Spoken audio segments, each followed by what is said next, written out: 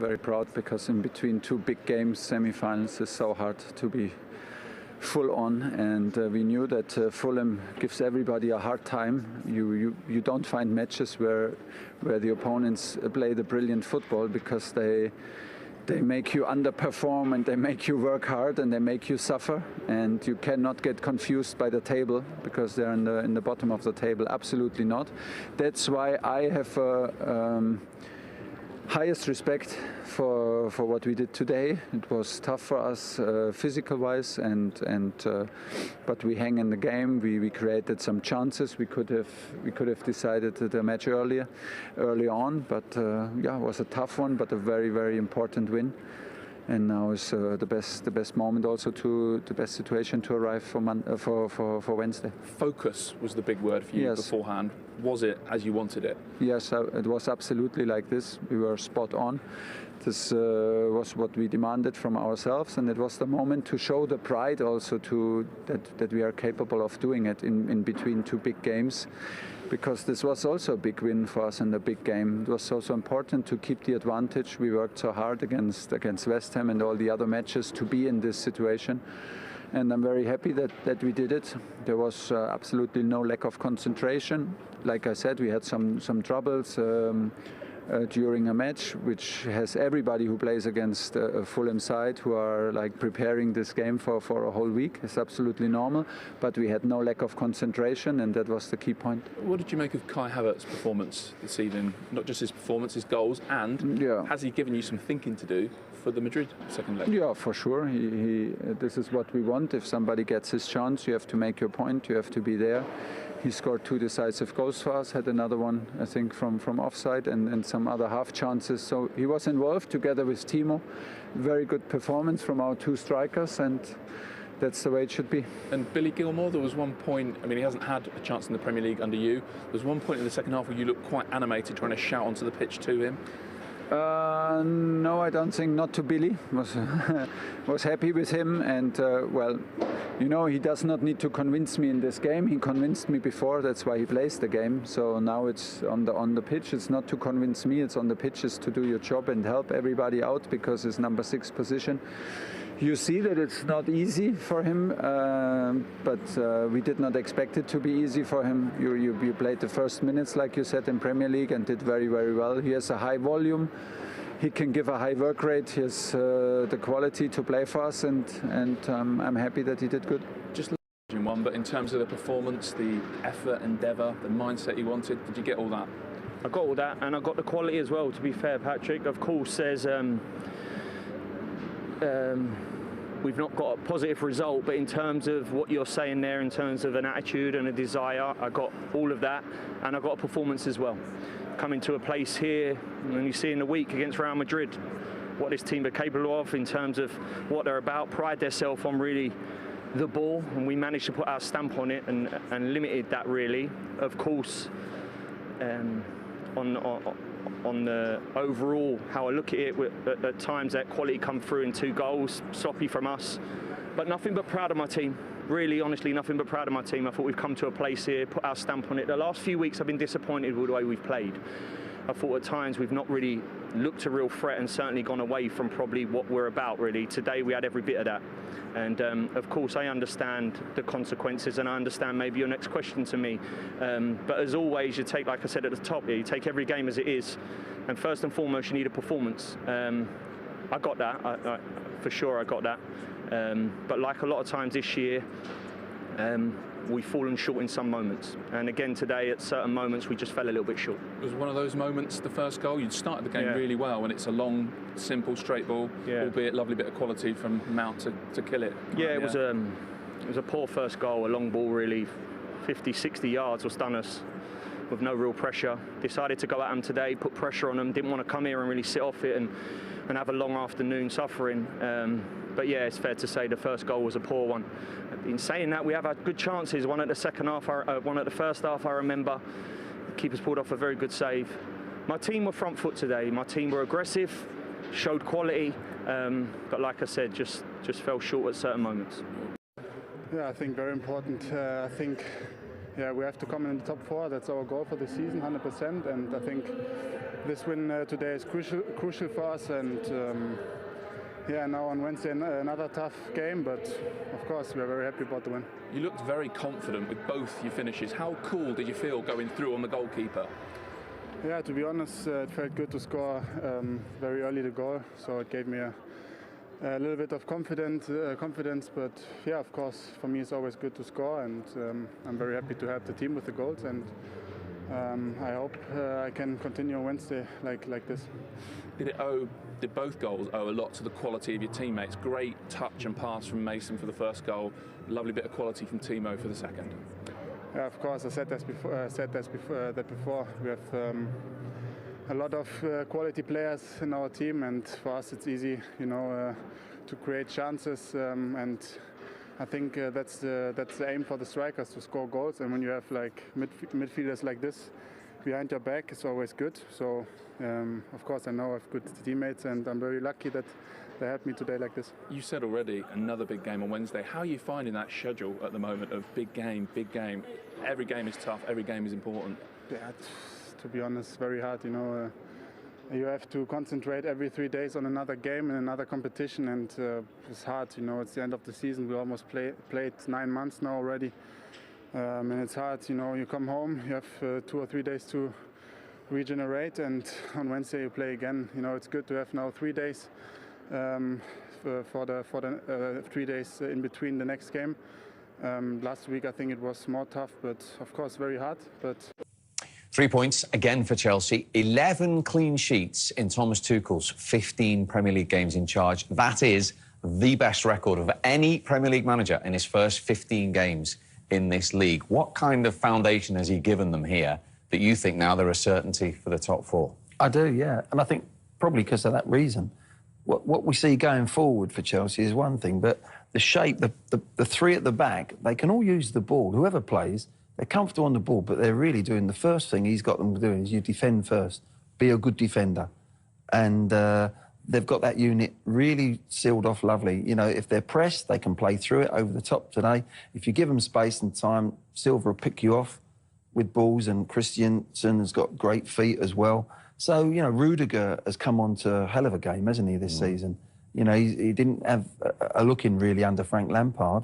Something happened there. He's come back in and he's made them much more solid. So there's a real solid look about. They tweaked the midfield a little bit today in the sense they had one holding player in there. They normally have the 2, and they had a little look at Mount and Ziyech just playing. It's 2 8s really in many ways. And then at the end, Tuchel says, right, we're 2-0 up. Kante comes on, sits in there, and they go back to them two sort of deeper players in midfield. They've got flexibility right through the pitch, and I think they're a hard side to play against at the moment. OK, Glenn thinks they're a certainty for the top 4. Everton. Is it? Well, it's a nice problem for Chelsea to have. 2 goals in his first 24 Premier League games and then 2 in 1 match today. You spoke about him before the game. How much will that help him? He talked about confidence. He was talking about that confidence, Steve, wasn't he? And I think those goals will give him confidence. You just see the signs coming now, don't you? He's looking to go in behind defences, and he's got his 2 goals today. As he said, they were created well for him. But he's now looking to get in that penalty area and hurt him to finish. And today, he nearly got his hat-trick a couple of times, similar little runs. You're thinking a hat-trick now for him would just set him right off. I think there's so much more to come from Havertz and Werner as well, the 2 Germans. They linked up well for the second goal. But Chelsea tonight they were just in a canter in many ways. Yeah, as Glenn says, lovely finishes. The first half, inside the first 10 minutes. Yeah, terrific goals. His first was a lovely piece of play by Mason Mount, but you have to get into those positions, you have to finish them, you have to be alert. Chelsea as a team were clever. When you're being pressed, you don't get sucked into it. You can comfortably, if you've got quality, play over the press. Fulham have to win the header there. As a centre-back, long ball going forward, you have to win it, but terrific piece of skill. Once he gets in there, he holds the defender off really, really well, and it's a quality finish, Glenn. It certainly is. Look, he's taken that sort of wide berth there, but he's joining. As soon as Mason Mount brings that, look, he goes to go inside, but then makes that run in behind.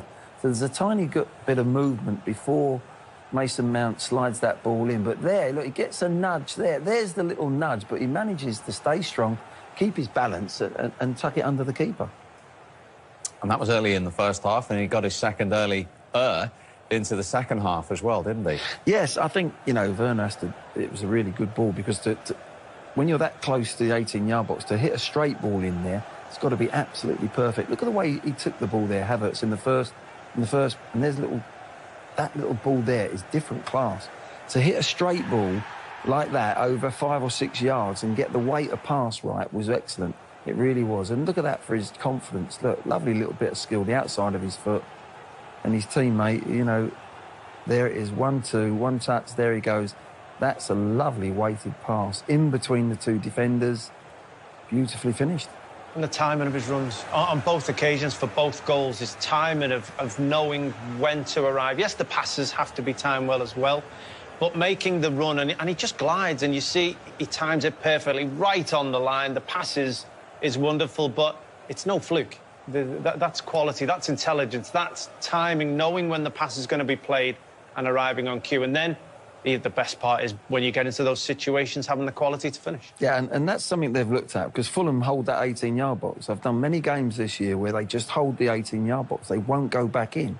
And he's, as Oz has said, perfect timing. And it's a little bit, sometimes you've got to go with the runner. If they've got the run on you, and I think they were like sitting ducks there in the end, and good players will pick you off.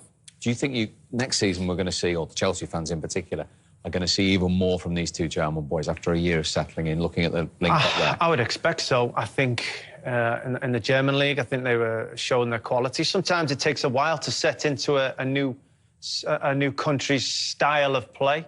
I think we've seen signs. I think it's been a difficult year for a lot of players, especially young players who are having to take their whole lives and move to a whole new country to fit in.